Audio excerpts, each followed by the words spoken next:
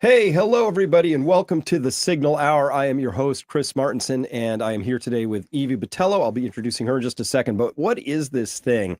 Hey, this is a live cast, so your comments, your interaction is part of this, and we welcome it. And listen, here's what we learned. We learned during the entire Trump election, and by the way, there were some fiascos going on, all that, but potentially none more dramatic than the complete failure of the mainstream media to have appropriately figured out what was going on. They missed it hard. And so this Signal Hour, we learned that X is the signal, Twitter is the signal. Well, there's a signal within the signal, and I'm the guy who goes and figures some of that out. And of course, there's a gal who figures that out too, Evie. Hi. Hey. Good afternoon, everybody. Glad to be here. Look at you in your nice red coat. Why are you wearing red today? I don't know. Oh, somebody has to. Interesting. So, so that's what this show is about. I'm going to be finding the signal. We're going to be looking at some things. Mostly this is really figuring out what is going on in the world. This is something I do for my subscribers multiple times a week, and I go pretty deep into things. And there I'm going into, well, what do we talk about a lot, Evie? It's everything that's going on in the world, including world events. Yep. Why not? Save that. Okay. Save that for later. All right. We discuss all sorts of things in the morning. We talk about what's happening in the world, but we check in with each other too, and talk about how we're doing in our personal journeys. But you are amazing. You have an incredible ability to distill things in a meaningful way and explain it in a way that's easily understandable and digestible. Thank you. Well, that is my superpower, and that's what I'm built here to do. Your earphone things, they're just hanging all up front. Oh, I just put it in the back. I don't like this. It's pulling on me. Yeah, I know. It takes a little time to work it out. So I got so much to discuss today. So really, it's such a target-rich environment right now, Evie. I mean, there are so many things that I don't even get to talk about. But you're right. Every morning we sit down, you have to hear my screed over coffee. Yep. I have to hear your screed over coffee. We double screed. And because it's insane what's happening in the world right now. And there's signal in that. Okay. Maybe we don't know why it's happening, but it's happening gives us some information. So I think we got to talk about that. But all right. Sounds good. So here's where I kind of want to start today. Let's see. Let me see. All right. Yeah. So, double screeds. Yeah. Thank you, Oceana. So here you go. This was today's screed. This was because of something I saw yesterday, and we got to talk about this. All right, let's dive right in. Squirrel. COVID. Remember that whole COVID thing? Like, for those of you who don't know me, I did daily COVID updates starting in January of 2020, right? And just ripping through and talking science. I got censored for it. I got suppressed, shadow banned, got YouTube strikes, got all kinds of stuff because I was running up against the thing. And it turned out that, at first I was like, wow, this looks like a real pandemic. But then soon enough, I was like, this doesn't smell right. And then things were starting to sound a little weird. Now we have this data dump from a Freedom of Information Act that came through the Robert Koch Institute, that's called RKI, in Germany. That is the equivalent of the CDC. So this is as if somebody ripped open the CDC and got this data dump. There's two things that got revealed in that. There were three, but we're going to focus on two of them today. So let's start here with this. So this is Dr. Homburg. It's got an English dub. He's speaking in German, so it's dubbed over. And so sometimes the words you hear and the words that are written down below, slight disagreement, but I think it's a pretty fair translation overall. Let's listen in to this one piece that I pulled out here as a starting point. You ready, Evie? Yeah, let's go. Okay, hold on. From the Federal Ministry of Health, but essentially all ministries were interfering in the work of the Robert Koch Institute. And now, the most remarkable sentence from the entire RKI leak. The sentence from the 28th of September 2020 states that the approval of the mRNA vaccine by the FDA, approval of the mRNA vaccine before the United States elections is not desired, nor at the European Agency. This shows how political this entire affair was. Publicly, the claim was to save as many people as possible through vaccination. However, what was more important was ensuring Biden won the United States election, because Trump had essentially tied his personal fortunes to getting approval before the US election with Operation Warp Speed. His personal fate was essentially tied to an approval before the US election. He wanted to start before the US election on November 1st, and the political forces behind COVID-19 thwarted him. We then read on CNN, once the votes were counted and initial uncertainties were cleared up, that in December 2020, the FDA granted emergency use authorization for the Pfizer-BioNTech vaccine. What? Oh What? my gosh, that What? makes me so Evie, one more mad. time. What's your authentic reaction? This is my reaction. Because you here. know there's certain things we can't say because it's on the air and all that. It's a family-friendly program. Obviously, that's who we are. So we have to talk about this. All right. So hey, we have to get these vaccines out. It's public health. We're here to save lives. We have to save grandma. The FDA held off on approving this thing, which, by the way, might have saved lives inadvertently anyway for other Right? reasons. Different conversation for a different day, but it doesn't matter. They thought it might work, and they withheld it to harm Trump's re-election chances. Oh, this is so gross. That's Like- isn't that really such like just so Like that mind-blowing? That happened. That happened. So, wow. I'm really almost at a loss for words for this. This is a really big deal. This is a huge. They thought this was going to be life-saving, and they withheld it until after the elections to harm Trump's chances for re-election. Now, how far down the FDA does it have to go? I mean, certainly you have the people at the head of the FDA at that time. That would have been, I believe, Scott Gottlieb, who's now head of, not head of, but he's on the board for Pfizer, right? Okay. Did he make the decision, or is this lower level FDA bureaucrat functionaries? But they just knew to such an extent that it was right and good and okay to thwart Trump's chances at re-election, that what you would do is you would purposely withhold what you thought was a life-saving medication from people. And the European authorities were like, yeah, we're good with that. That's what he just said. Can these people be held accountable? That would be amazing. I mean, that just is such, I'm speechless. That's such a breach of everything that is important to us as a human civilization. Like, I don't know how to process that. Well, you need to move this way. Okay. Well, it's uncomfortable because I can't put my legs anywhere because of that. So. Oh, okay. All right. Well, we'll change that around. That's a studio error. Easy fix. All right. So, but this is what happened, right? So let's look at this very quickly.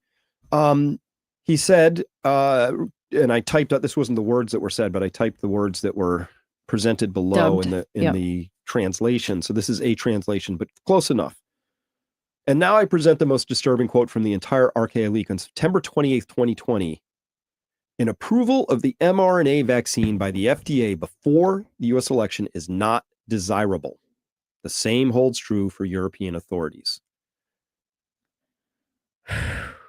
This is a direct quote right here from within a FOIA leak. So they fought the FOIA forever. You know, they had the same thing that we had to go through, which is they FOIA and you get this thing out and it's like nothing but redacted documents, right? Because they say, oh, we have to prevent people from being doxxed. No, what they mean is it's deep, not just deeply embarrassing, but this is criminal behavior. And yes, and there was also where they were at Pfizer was asking for 75 years, right? So is that the same thing, or is that in addition? Well, that was different. So that was Pfizer asked for 75 years to release the trial data. Now, the trial data, which is used for an EUA, is by definition it's public behavior, right? We should have had complete public especially because we funded it, right? We funded their campaign to find this vaccine. Wow. Yeah. What a bombshell.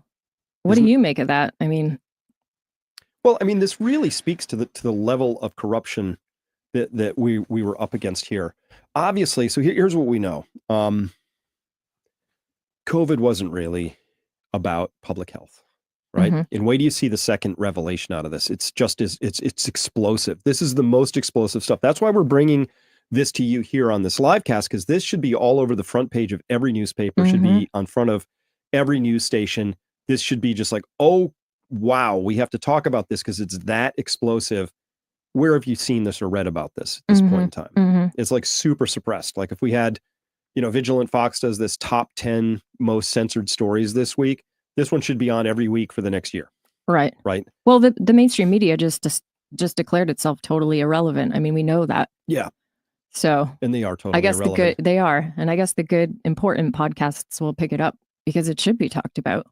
This affects all of us. And this is just indicative of the deep state and how awful it is. Yep. Wow. Yeah. I mean, this is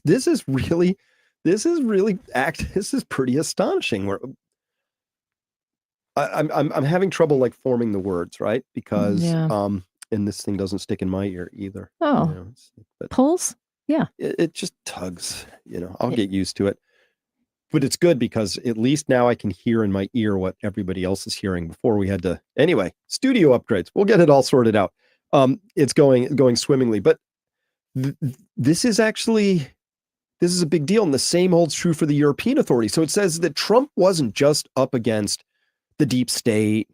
And I would call FDA middle managers making this sort of decision. That's not the deep state. That's sort of like the middle swampy state. Yeah. And or they just do the bidding. And it holds true for European authorities.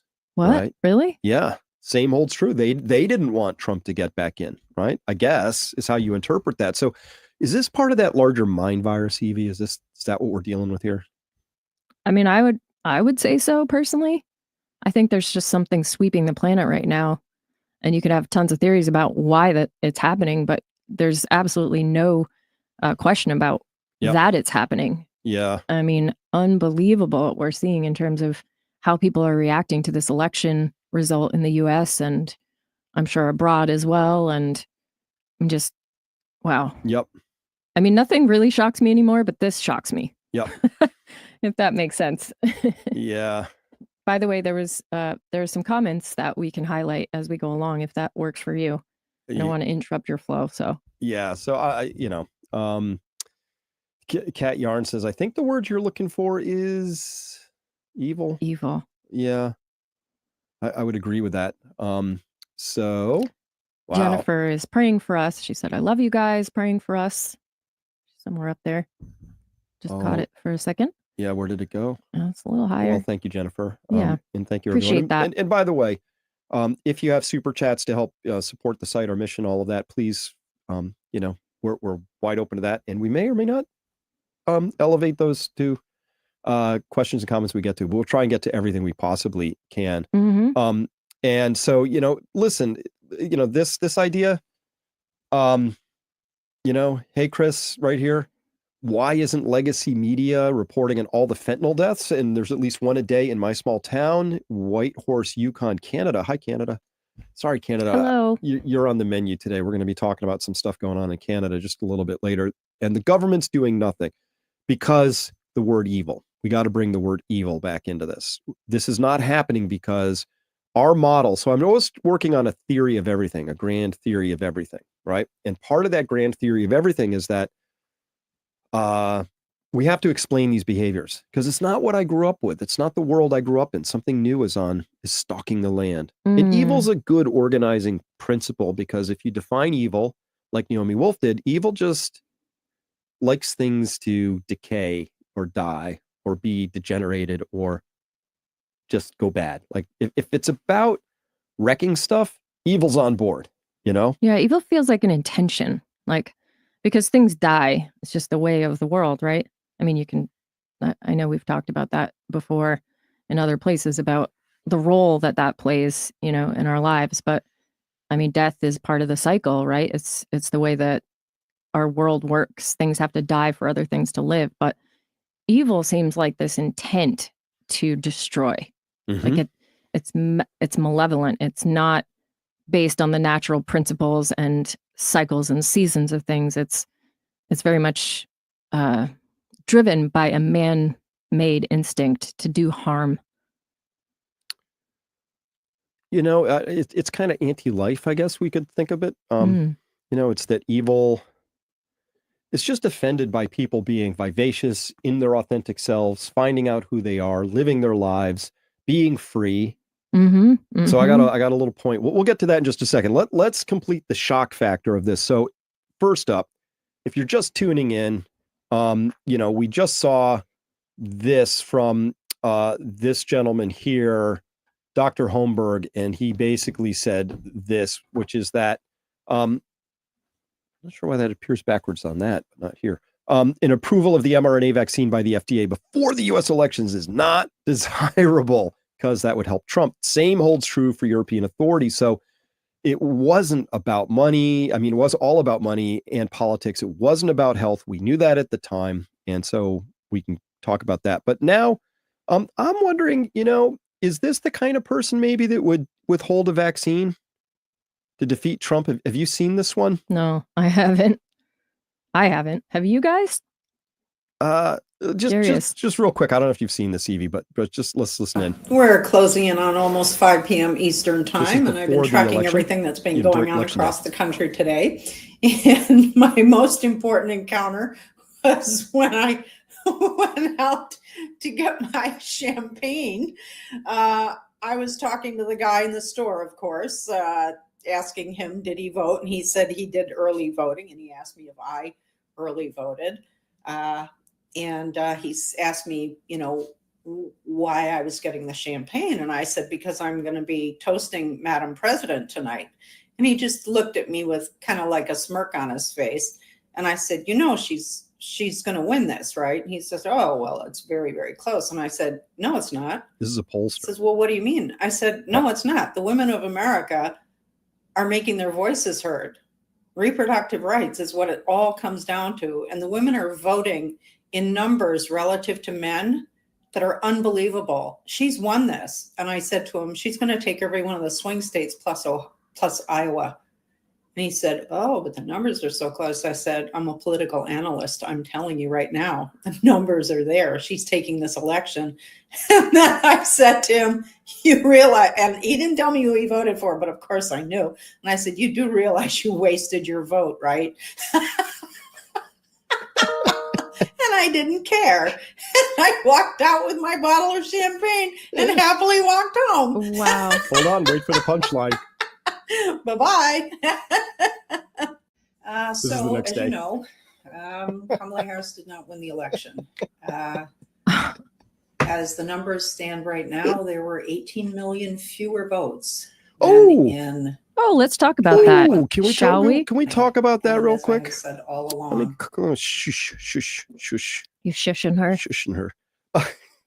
So anyway, you hadn't seen that. I love the authentic reaction because, come on, that's just funny. She's all gleeful. We're going to take this. But that's because as a political analyst, she was resting on legacy media to tell her something. And that stuff turned out to be completely not just wrong, but historically wrong. And by the way, she's like, why 18 million fewer votes, right? So we can talk about that openly now, right? Which is that the 2020 elections stand out like a sore thumb, right? Yep, they do. For being fraudulent or really having such a strong signal of fraud. You would have to, if you were a betting person, you would bet on that, right? To bet against that would be like betting on green at the roulette wheel. There's like a 1 in 65 right. chance of that happening, right? But it's overwhelmingly that there was fraud. Absolutely. And we know that now. Absolutely. Yeah. And I think the way the networks reported on that stuff was in line with the way that the Democrat Party in particular is just so wildly out of touch, Republicans too, but so wildly out of touch with people and what their actual needs are in this story, right? So the ruling class has decided that the most important thing is reproductive rights, like at the federal level, which makes zero sense. Right? Yeah, because they're not really decided at the federal level. And by the way, I'm not putting this up comment on top of you on purpose, Evie, but yeah, really nice studio. We'll take that one. But yeah, analyst. We don't need any more cackling. I think that person meant to say witches. Yep. Yeah, I don't like cackling winches either, just to be clear. So kind of, they might that's a drop little their scary. load, like that lady just did. So anyway. Wow. Oh yeah, it's just, oh my goodness. So at any rate, but that's the kind of spirit of that person. Like they're so giddy to get their way, and they've had so many years of, and running their BS, right? Honestly, like, so if this election was really about, if I could boil it down, there's a whole bunch of people who said, quit your BS, right? And then there are a whole bunch of people are like, no, we want more BS. Because that's what it is. It's a bunch of BS, right? Censorship, you know, trans reading hour, sexually mutilating and chemically castrating children, no borders, on and on and on, right? Just how many billions does Ukraine need, today? That people are just tired of that, right? Mm-hmm. So I think, to me, that was the referendum, which was, can we just stop with the BS? Mm-hmm. Now, if Kamala had won, I think the BS would have amplified and doubled and tripled. But this thing that we just showed, that in Germany, our BS spread so far that Germany's like caught up. And obviously we bombed the Nord Stream pipelines, which has caused Germany to have a capital D depression in their energy intensive industries. They're going to be suffering from that for generations. No big deal. Maybe they want to speak up about that someday. Like, next time, guys, please don't do that. They've put up no resistance to that. But remember, Evie? Yeah. This is that karmic retribution. If they tell you they're going to do something and then they do it and you don't complain, well, then it's kind of on you, because you must have consented to it on some level. Mm-hmm. That's the program. I think that is how they run it. Yep. It's been the program for a long time. So, and it's good to see some of our Peak Prosperity subscribers on here. Hey, Larry the Logger. That's awesome. Let's pull it up, because Larry's such a great guy. Great commenter at the site. Did she have to return the champagne after the results, or get a bottle of whiskey to drown her sorrows? By Larry, the look of the hangover, I'd say maybe. She kind of looks like the kind of gal who would drink the champagne and then yell at the manager for a refund. But just guessing. All right, let's carry on with this program real quick then, because we need to step through this. So this is kind of interesting. This is the second thing I want to focus on that this gentleman said. And so he had three big things, but listen to this. This is equally shocking. The second important point is the question of whether there was a medical emergency. And we find some remarkable points directly in March 2020. The first, the AGI, which stands for the Influenza Working Group, monitors infectious diseases and has statistics spanning years and decades, unlike these new PCR statistics.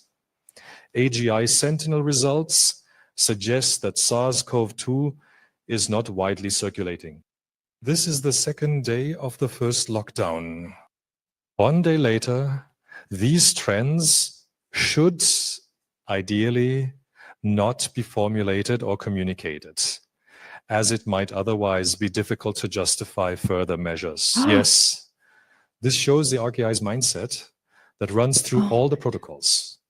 They subordinated themselves to politics and always thought from the perspective of measures. Did you hear that? Oh my goodness. Did you hear that? That's awful. Right from their own documents. There's the document on the left, right?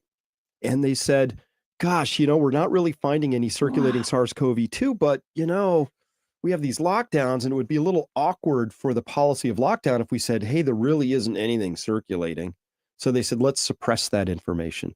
And then worse, they decided to bump their numbers up, right? They had to test people that we're going to test people who are right? healthy, because they knew there was false positives, because it was Christian Drosten who actually had this PCR test that came out that actually has a ton of false positives, and they ran the cycle thresholds to 40. Yeah, that's what I was about remember to all say. that? Yep. Remember all that part of the story, right? Mm-hmm. So they did all of that stuff, which was designed to give false positives, so that if you test 1,000 people and you get 50 false positives, well, you do that across 1 million people, you have 500,000 cases, 1 million, cases are rising. Cases, not cases, detected infections, false positives. So they knew they had false positives. They knew they didn't have enough to go forward with from a case standpoint. So they tested healthy people specifically for the false positives, so they could continue to lock people down. And now their country is broken. That makes me so angry. Can I pound on this table? You can pick a sign. See what appeals to you. Yeah. Okay. Let's go with that. Seriously. It is. It is though. I mean, that's really messed up. I don't know what to say. Yeah. Okay. Well, Wow. well, let's. And that goes deep too, right? Oh yeah. No, this happened across all sorts of countries. Now here's the slide he showed. I had to pull this. It's a little, I pulled it straight from the video. So sorry, it's not quite crisp and dark, but what we're looking at here, let me get my lasery tool out here. This is explosive. It's explosive what he's talking about here. So this is 3 separate years. Where's my lasery thing? Jesus, too small. Sorry, one more time. Laser pointer. There it is. That's much bigger. So these wiggly lines are 2016 and 17, 2017 and 18, 2018 and 19, and then in the black line is 2019, 20. This is COVID right here. And what he said was, this is the middle of the year, because at the beginning of the year with January, but with the year equally spread. So a full year, 26 weeks this week, 26 weeks that way, because you want to look at this in the middle, because guess what? When flu happens? January, February. So here you see the bump for 2017, 18. These are for ILIs, influenza-like illnesses, right? So this is the ILI chart. And we see that actually 2017, 18 and 2016, 17 were much worse than 2018, 19, which itself was worse than the year of COVID. Oh my goodness. Where they locked everything down, right? So yeah. We know that this is just a gross rabbit hole. I mean, we know there's so much corruption, but it's just unbelievable to see it. Well, that's what this doctor was just talking about, was from the internal emails. Now we know that they had this data. They were looking at it and they're like, this is really inconvenient for policy. And as we now know, true information that's inconvenient for policy is called malinformation. That is the technical definition of malinformation. It's information that's true, but is counter to prevailing government policy. That's malinformation. And if Kamala had gotten in, we would have carried way on down that down that program. I know. The quickening would have been unbelievable. Now, I hope it's better under Trump. What do you think? I hope so too. I mean, I'm a little concerned with some of his cabinet picks. Yep. But I just think that if we don't confront who's actually owning and controlling most of the companies and the media companies, et cetera, we're not really going to clean any house if we don't look at that. Yeah. I'm not going to name any names, but I agree. And hey, old but still young, thank you so much for your super chat donation. We do appreciate that here. Thank you very much. Much appreciated. Now, so let's finish out Germany. Then we'll just take a very quick break, because we're going to hear from a very special sponsor today. Oh, that's exciting. Me. But I have something to tell people about, so that's important. Could you go down in the comments just so I can track what's most recent? Yep. Okay. Yeah. Oh, look at all these amazing comments. This is awesome. Great. Okay. So coming back to this though. So they they withheld the vaccine to help sink Trump's reelection chances.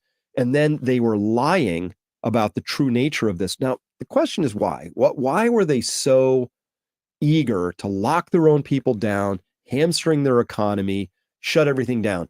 The answer that makes sense, and it's not a pretty one, is that they wanted everybody appropriately scared so they could do some fun things for them.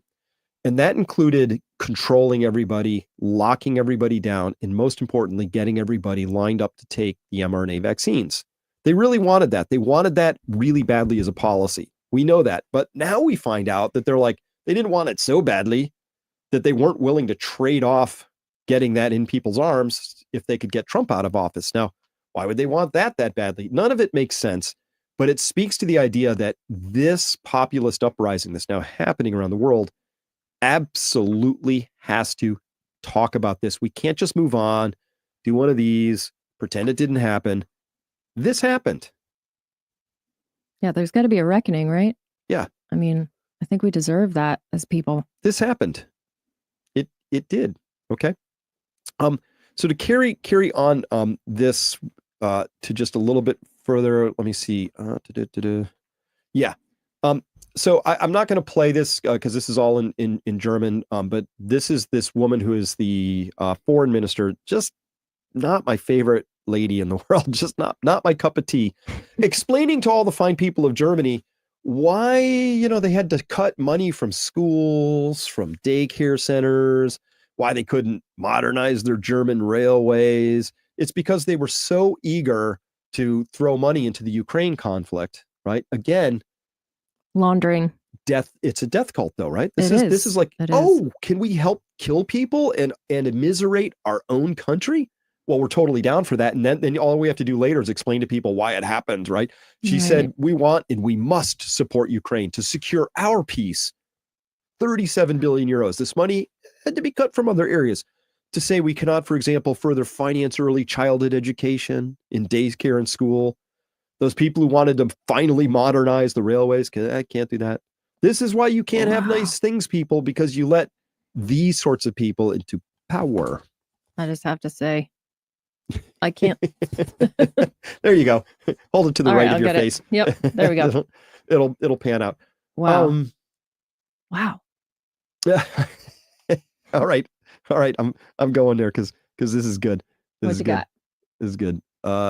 Oceana got me laughing here. Could it be Germany is broken because they took energy advice from a teenage girl and we blew up their pipeline? Just a thought. That's awesome. Thank you for that. Correct. That's what happened. Wow.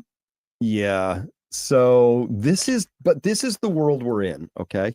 So we have to just sort of, I think square up to that. And talk about what we're going to do about it, Indeed. All right, everybody. I want to tell you, I'm going to take a break from our sponsor, who happens to be me. This is a really important thing we have going on. And so I just want to announce this to everybody. So let us turn to that right now. We'll be back in just about 2 minutes. Are you tired of feeling run down, maybe low energy? You've got some pounds you'd like to lose. Maybe you've got brain fog or something like that. Listen, we think we have the answer to all of that, and it begins with your food. If you're like me, you were shocked to hear testimony recently that unraveled and unearthed and exposed the idea that our food has been made addictive by addiction specialist scientists, the tobacco scientists out there putting things in our food. Maybe it also shocked you to discover that Europe does not allow all kinds of stuff in our food because they know it's toxic. What is the combined effect of all of this? Listen, we know what the data is. It's horrifying. The number of children showing up with type 2 diabetes, the total metabolic disasters unfolding across the land, marked by obesity, sure, but we have cardiovascular issues, concomitant rises in cancers, all of these things, and it all starts with food. Garbage in, garbage out. So what do we do about that? First, it begins with understanding the context. We've put together a very exciting, comprehensive food webinar that will expose the regulatory side of this and what is being done and why and how this happened to us. We'll be talking with Thomas Massey about that. We've got Dr. Ken Berry talking with us on the practitioner side and the solution side. We've got Tracy Thurman talking to us about the war on farmers and the war on food that has been happening.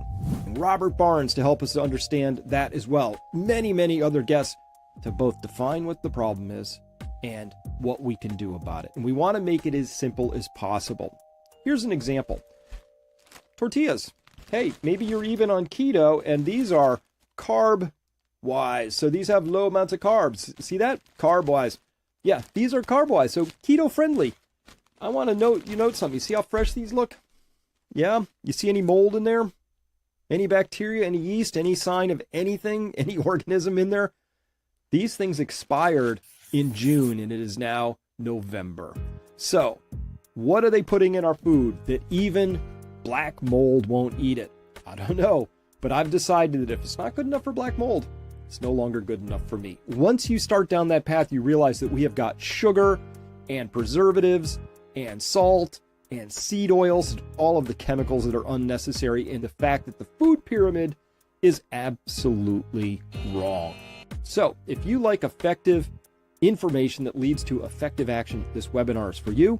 It's going to be the usual thing that my team and I will put on. It'll be organized, digestible, easily understandable, and most importantly, it's going to be actionable in ways that you will understand what to do.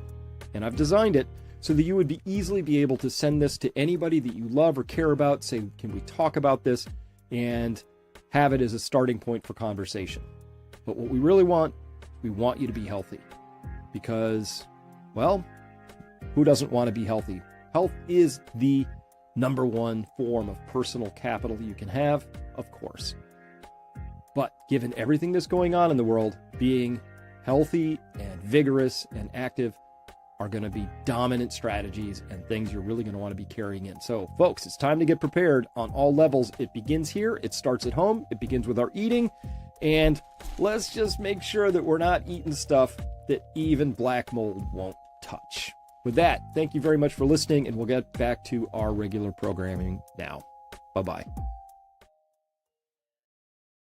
Can you believe that? The black mold? I mean, it's just... Anyway, I saw some of you commenting on that. It's really astonishing just how much toxic stuff is in our food. I'm really hopeful that RFK Jr. is going to be given the appropriate spot to really get in there and change that, because this is what I learned during COVID. The more I dug into it, the more I found that the FDA has been conspiring to hide healthy and good alternatives from people. Mm-hmm. Remember ivermectin, remember hydroxychloroquine, it goes beyond that.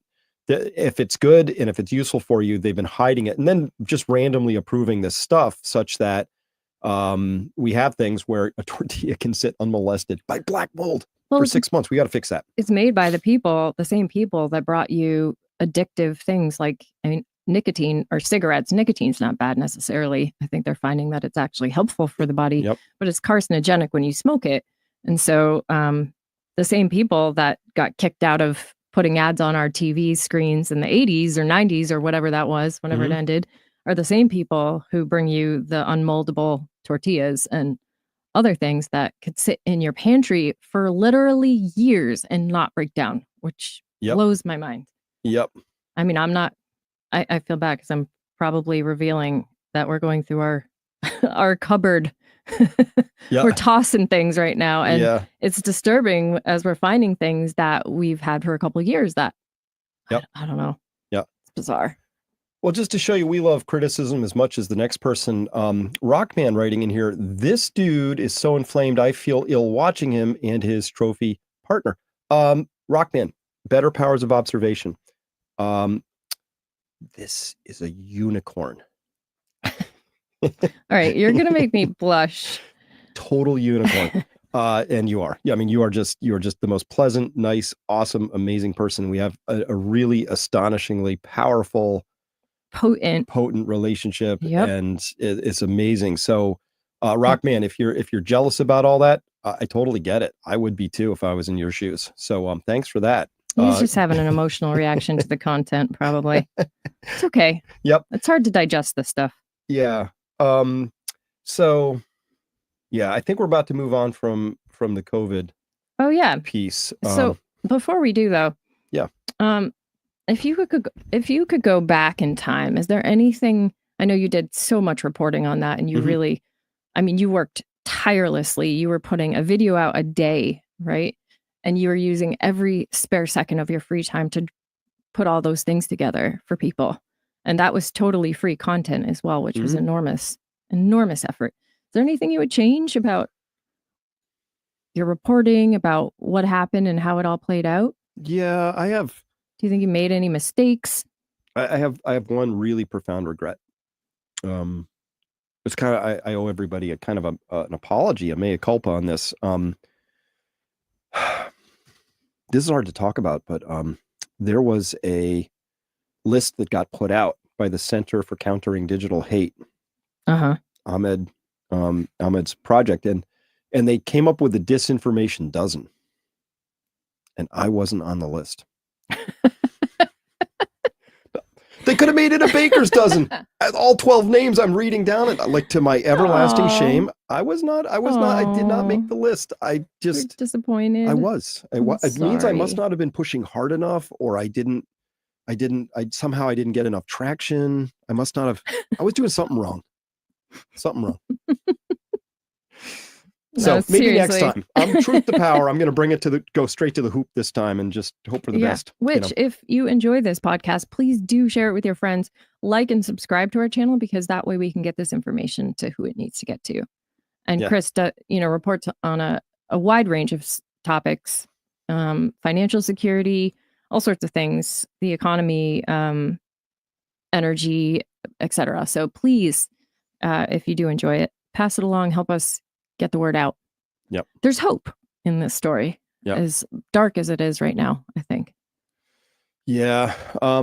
By the way, I agree with Stephen here, Martinez Bean, saying very sad to see Trump's conflict of interest, where he received $100 million from the neocons. And would you look at his appointments? So that'll be coming up in a future live stream. We got to talk about that, because that's absolutely a very credible point of view. Because the neocons have wrecked everything they've ever touched. If the neocons get involved, it turns to dust. They are a death cult, just writ large. And I'm very disappointed to see him appointing people or suggesting people who are pretty much swamp creatures and deep state apparatus and neocons. So let's hope we can get past that. But first, I want to talk about some media fails, So this is the meme I love. Look at me. I am the signal now. Right? So this is the signal. And by the way, here we're seeing Texas Lindsay on Twitter putting here that The Guardian just announced they will no longer post on X because of far-right conspiracy theories and racism. Oh. Wow, that's a win, and it's their loss. Yeah, a win for us. We don't have to read their stuff anymore. They say down there, as Lindsay points out, instead, we're funded directly by our readers. And one of those readers is Bill Gates, who gives them 10 million buckaroos to promote his version of what I consider to be far off the axis lunacy and death cultiness. Seriously. This is the guy, Bill Gates, he's the guy who wants to just start blocking the sun as an experiment with stuff way up in the stratosphere where it might take 1,000 years. If oops, that didn't work. Maybe we should do that. Yeah, we can't. Look at his face. He's evil. Look at those eyes. He is. Have you seen some of his interviews? He totally smirks and he's excited about the devastation of people being sick. And he's he's an evil human. So, by the way, Guardian, yeah. What do you want to say to them? This isn't an airport. You don't have to announce your departure. Just scoot off and, we're good to go. Okay.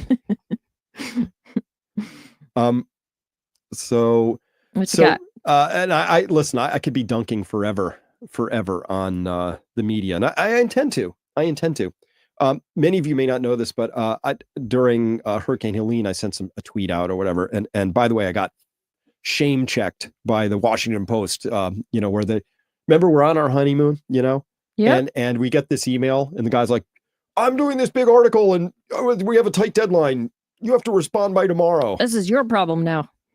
Right. Mm-hmm. And then I wrote back and said, I can't, I'm on my honeymoon. And then what did they do?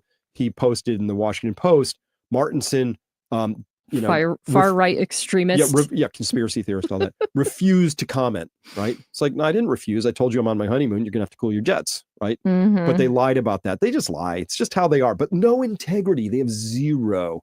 And that's just a minor story of the stuff they've been up to. But if we could go on, actually, we have to talk about this. This is the big deal. Fighting totalitarianism, communism, whatever ism you want to wrap on it, collectivism, right? I don't care what thing you call it, but this really got crisped up for me big time, Evie. Because when did that happen? Well, I was just at recently? The Brownstone conference. They had the big gala, and you were there. But while you were doing something else, I sat down in a room and I interviewed Matthias Desmet one more time. And for people who don't know, that's great. Belgian psychologist, and he talks about mass formation and the psychology of totalitarianism, and I think he understands it very well.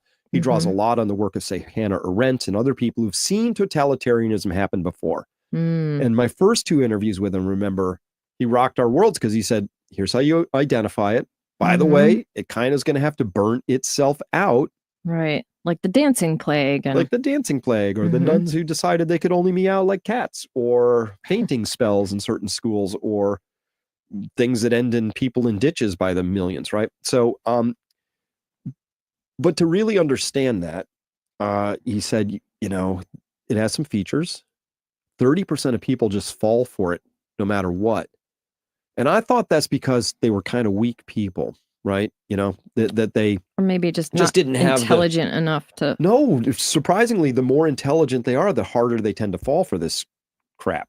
Right? Oh, that's why like academia really suffered with this mind virus. Your doctor may be a mind virus victim, right, you know, as much as anything. So very, very interesting. And so I had it wrong. And so anyway, this is the third time I've sat down with him, but first time in person. So we had a really nice connection.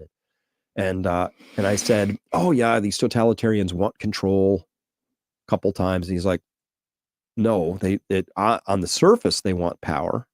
On the surface, they want control. But what they really want is they want to take away your free will.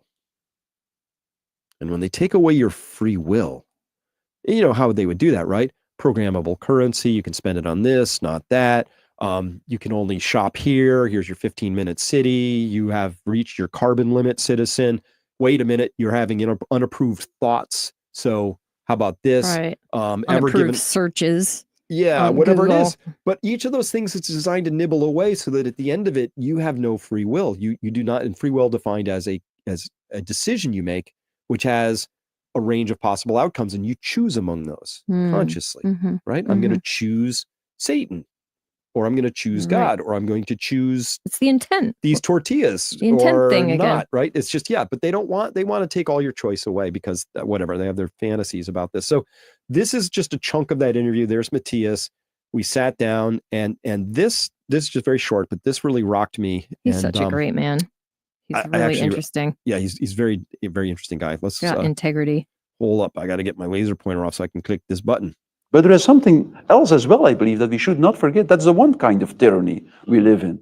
But there is a different kind of tyranny as well, I think. I think there is also there's people who want to control, but there is also a huge mass of people who want to be controlled. And that's... yeah, there it is. Yes. People, like one of the most dangerous myths in our society is that people want to be free. People absolutely don't want to be free. That's the problem. They don't want to be free. Wow. Maybe it was even you who said it during your talk. Yeah.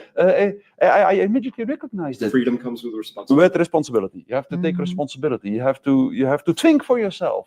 You have to try to find out what it means to lead a good life and the bad life, and so on and so on and so on. Freedom comes with responsibility. Freedom is something that is time and energy consuming, and so on and so on. There. Great point. Yeah. What do you think about that? That just really resonates with everything I feel about this life. Everything I sense and understand is that taking, self-sovereignty, taking responsibility for oneself in every way, whether it's the food choices you're making or, the emotional wellness or spiritual wellness or choices you have in your life, they all, we all have to make them. And they do take conscious intention, don't they?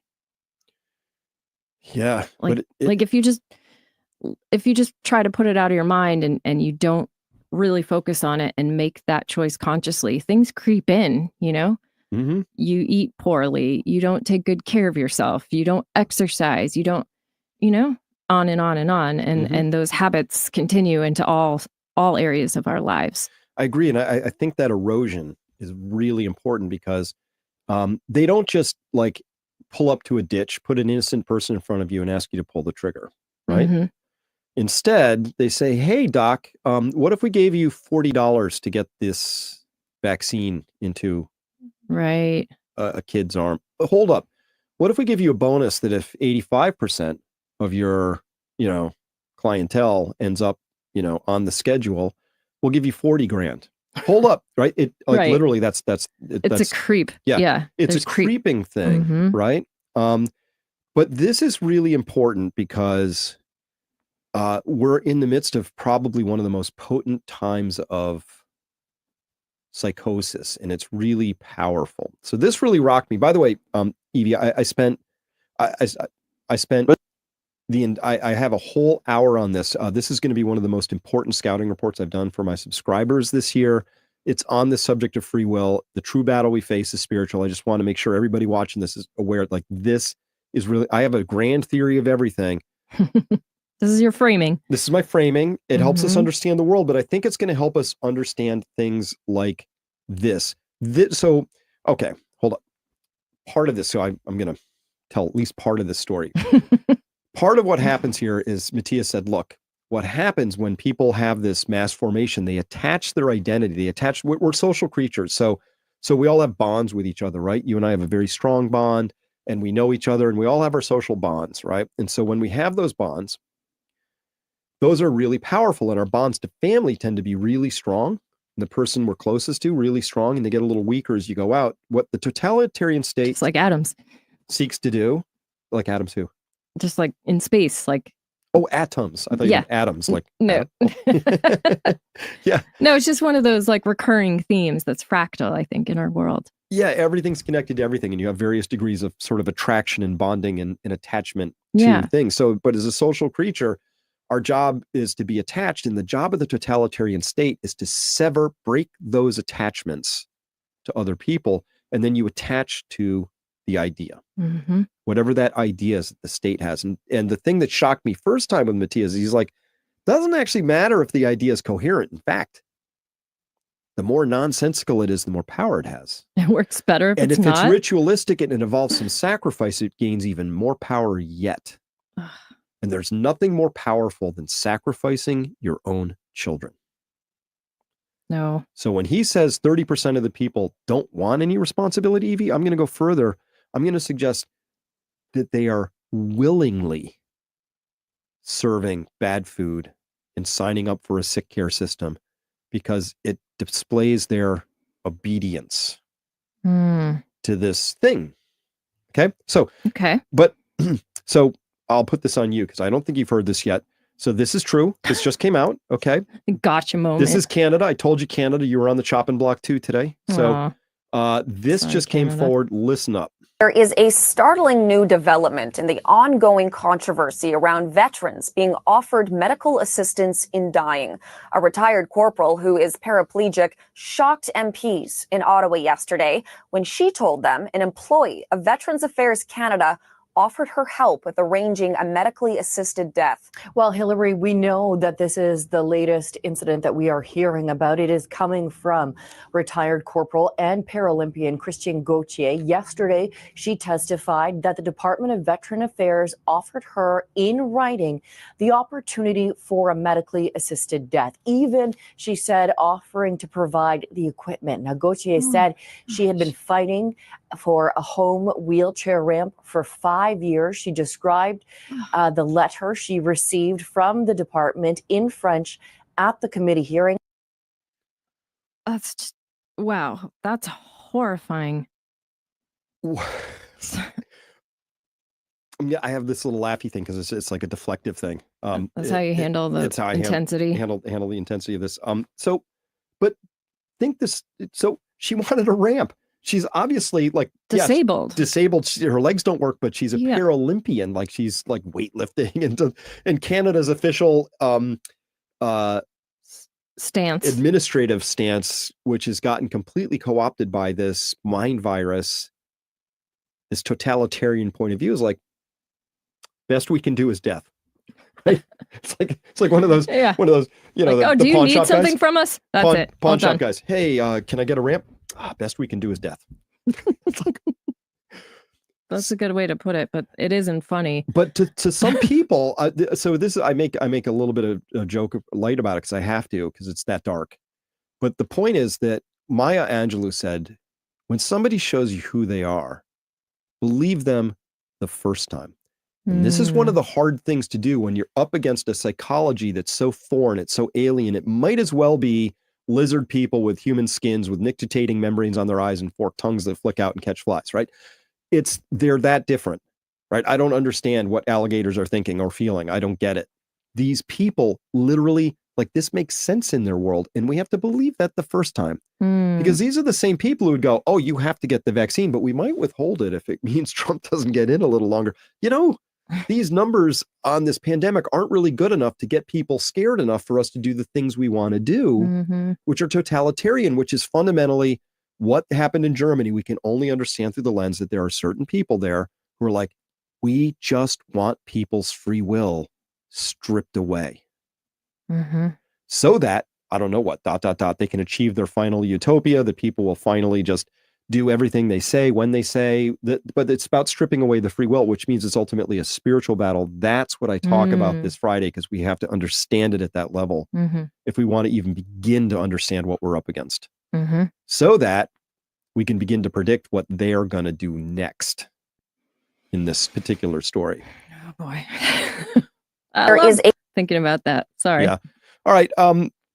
Let me pick on the UK version as well. So Billboard Chris here was just tweeted out the other day that, well, this was actually back in August, I think, but I have a follow-up. So UK police, quote, charged a man with a crime. He was silently praying. Adam Smith Connor was standing quietly on a public green across the street from an abortion facility. He was 50 to 75 meters away, stood by a tree to be out of its line of sight. He even had his back turned to the clinic to avoid any impression of approaching or engaging with women using the facility.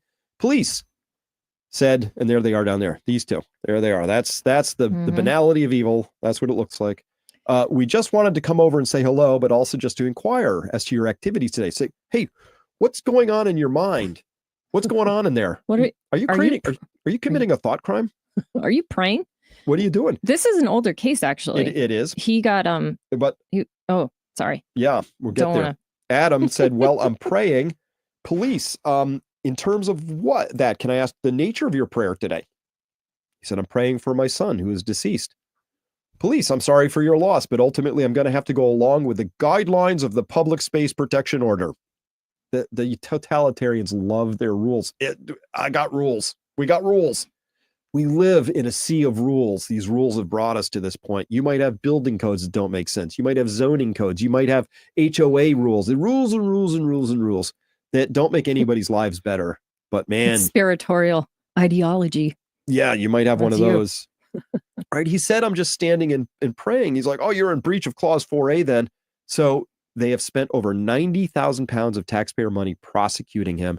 And by the way, in October, they sentenced him to a conditional discharge, and he has to pay prosecution costs of 9,000 pounds for standing across the street and praying.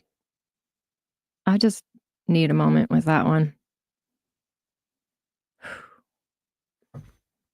That's harsh. Yeah. It's heartbreaking. Isn't it? So that's why I titled this piece, "There But for the Grace of God Go We." In Butler, Pennsylvania on July 13th. If Trump hadn't turned his head a tiny bit, it would have an entirely different landscape. I think it would have been, best guess, Nikki Haley versus Kamala. It would have been Tweedledee, Tweedledum. Gavin Newsom. Whatever. No, they wouldn't have picked Gavin on the Republican side. But they would have picked somebody to replace him who would have been just like, nah. Gotcha. Gotcha. Some version of this. I don't consider Trump a savior, but he is a speed bump at this point in time, I think, against this. We are up against, let's truly face what we're up against. It's not Democrat, Republican. There's a lot of really nasty Republicans. The people I am against at this point have totalitarian points of view, which is they fundamentally want to be able to control you, and they want to strip your free will away. They don't want you being independent. They don't want any of that. So one of the things they do in this story is they make sure that when you do display some freedom, they make it as expensive as possible because they want to show you as an example to other people. This gentleman who was in the UK who was charged, Adam Smith Connor, he was charged so that other people would understand that the state is going to have, you can't be silently in your own head doing something over there because they want to control you at the level of the thought. So the larger sweep of history is pretty clear. We had slaves for a period of time. All of humanity did it. Then we discovered debt-based money. That was pretty cool, but somebody could still decide to ditch their possessions and default on their debt and go live under a bridge. Not good enough. They want to control everything Mm-hmm. about what you think, don't think, all of that. And these are tracking us constantly. And nudging you. And nudging. Yeah. And displaying whatever content they think we need next. Yes. That's going to be the most persuasive and manipulative.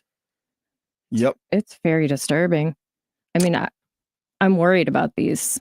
Yeah. I really am. I'm worried that our dopamine is getting re-regulated in a way that's not conducive to the things that truly matter in our lives. Yep. Like family and friendships and relationships and our outdoor world, which we need to be in communication with because we're in relationship with that. Yep. You know, I think that disconnect is going to be severely bad for the human race, personally. Yep.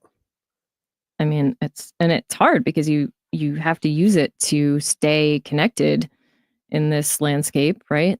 I mean, it's very difficult to sort of decide to opt out. Yep. But well, and the problem is it really spread. So I'm really happy to see that Trump got in, because maybe now, things can change. So it said here, Sweden had freedom of press before the USA. Now we have almost none of it left. And that's because, unfortunately, Candid Zulu, you've been following our lead, and maybe we can lead again. I'm kind of hoping that the US can lead again. Freedom.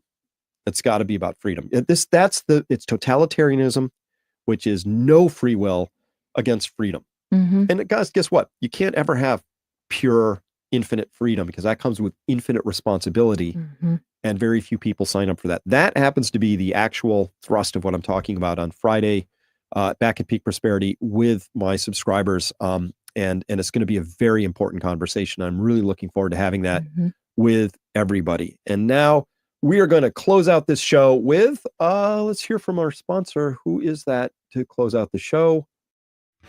Hello, I want to take just a quick break from this program here to tell you about, well, what I'm up to. This is the pond that's on the property that Evie and I own. And you know what we're doing here? We're getting ready for some hard times, we think, but we're also doing it in a positive and loving and open manner. And we're building soil and building abundance and doing all of that and growing food. Why are we doing that? Because if you're like us, you know that the world is going in a really not good direction. We understand that there are risks out there that are new, right? There could be a financial accident. We know there's a fiscal train wreck coming, probably a monetary train wreck coming to the United States and the world by extension. We know that there's the possibility now of a new world war. There's all kinds of risks out there. Nobody's talking about them. Well, we are at Peak Prosperity, so this is an invitation to come join our community. It's been running for about 15 years. I'm your information scout. Every day I wake up, I'm scouring the world. I condense it. My superpower is taking complex topics and presenting them back to people so they can, A, understand them, but B, take action on them. So I want to help you protect your wealth, build more wealth. I want to help you be more healthy by understanding that we have a toxic food system that's out there to get you addicted to toxic substances so that then the pharma sick care system can sell you cures for all that toxicity you just ingested. I want you to understand that this nature, really important for your child's development, your grandchildren, for your own. It's time to reconnect with the things that are important. That's what the Peak Prosperity community is. So you're invited to join.